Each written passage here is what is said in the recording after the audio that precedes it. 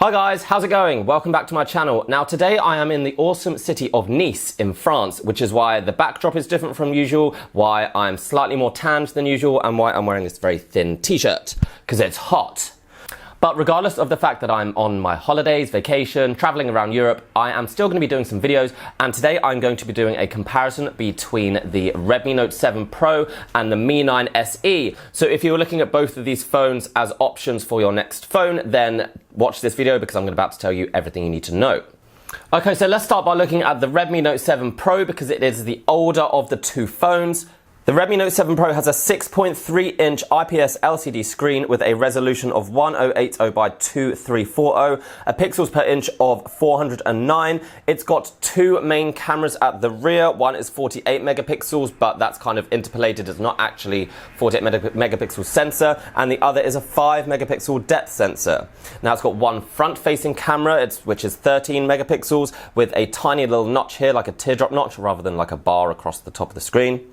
It's powered by a Snapdragon 675 processor, and it has GPS, GLONASS, a fingerprint sensor at the rear, an accelerometer, gyroscope, compass, and everything else that you would expect from a phone these days. The storage is either 64 megabytes, no, megabytes, that would be bad, wouldn't it? The storage is either 64 gigabytes or 128 gigabytes, depending on which version you get, but that is expandable. There is a micro SD card slot where the SIM card goes, so you can expand that with a micro SD card up to 256 gigabytes. And finally, it is powered by Xiaomi's Mi 10 operating system, which is kind of like average, but so is the other phone, so they're kind of even on that regard.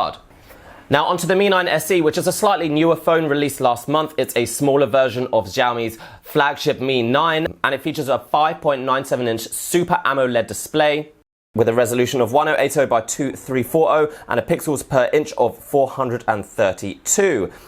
It's got three cameras at the rear of the phone, one of which is a 48 megapixel main sensor. Again, this is interpolated, so it's that 48 megapixels is done with software. The actual sensor is around about 12 megapixels, but still really good. And it has two other cameras. This is one of which is a wide angle lens. At the front, you'll find a 20 megapixel selfie camera, again with a tiny little teardrop notch, so not too much interference at the top of the phone. It's powered by a Snapdragon 712 processor. It features GPS, NFC, Bluetooth, USB-C and 4G. And the phone features up to 128 gigabytes of internal memory. However, that's not expandable, so there is no SD card slot anywhere in the phone. There is also no audio jack, so if you wanted to plug in manual, normal earphones, you would need to either buy an adapter or you need to get some wireless earphones.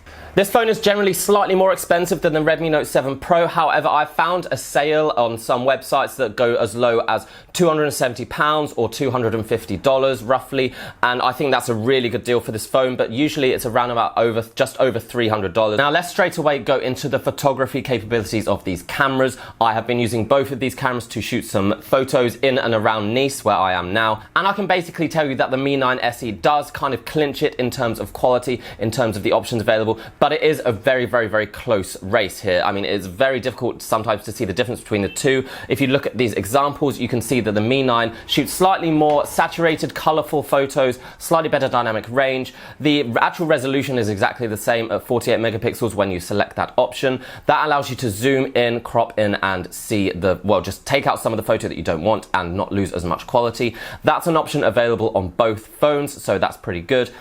But if we are determining which one is the best for photography, I would say that the Mi 9 SE does clinch it. In fact, it does have one extra camera on the rear as opposed to just two in the Redmi Note 7 Pro. So the three camera setup does give you a lot more options. It allows you to do this wide angle shots.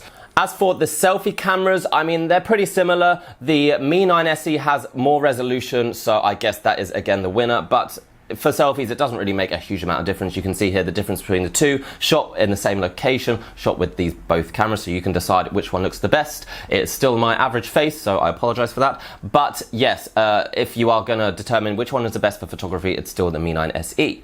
When it comes to video, both cameras are very capable. They can both shoot. Let's take a look at the screens of both of these phones. I mean, they are both more than capable of displaying very sharp icons, very sharp images, but they do use different technology. The Redmi Note 7 Pro uses IPS LCD, whereas the Mi 9 SE uses Super AMOLED. Now, most people agree that Super AMOLED is the superior technology when it comes to screens. I mean, there is some debate depending on what you're going for, whether it's sunlight or whether you're more interested in color, whether you're more interested in sharpness, all that kind of stuff. They both have a decent resolution. The Mi 9 SE, thanks to its much smaller screen, allows to compress that resolution down so the pixels per inch is higher. So technically, I would say that the Mi 9 SE does have the better screen. Now, as for what is best in sunlight, what is best in difficult conditions, low light conditions, they're both pretty difficult to read when the sun's directly on them. And that is obviously a big thing as well. They are both very different size. I really like the size of the Mi 9 SE. I think it's because I have quite small hands and I just prefer this form factor, which is kind of dying, unfortunately. Most phones are going to be much bigger than this going forward, but I like this just under 6-inch size, whereas the Redmi Note 7 Pro is much bigger. It's a Pro size phone, so you get a very big screen and much more real estate. For some people, that's better. They prefer that. They prefer playing games, watching movies and TV on a bigger screen. But the sacrifice with that is that it's a lower resolution and less pixels per inch. But I can't see so much of a difference. So for me, they're fairly even. Now, as for gaming, I have played games with both of these phones and they all work, they all load, they are all very quick. The processors in both of these phones are all fairly modern, fairly new, and can handle the latest games in the App Store. So, for example, I've played, let's take a look at what games I played. I played Asphalt 9, I played Modern War, Warship Blitz, which is like some battleship kind of game, which I really like actually. And games like PUBG, they all load the highest quality settings for both of these phones. I would say for gaming that possibly the Redmi Note 7 Pro is a better gaming device just because of the much larger screen.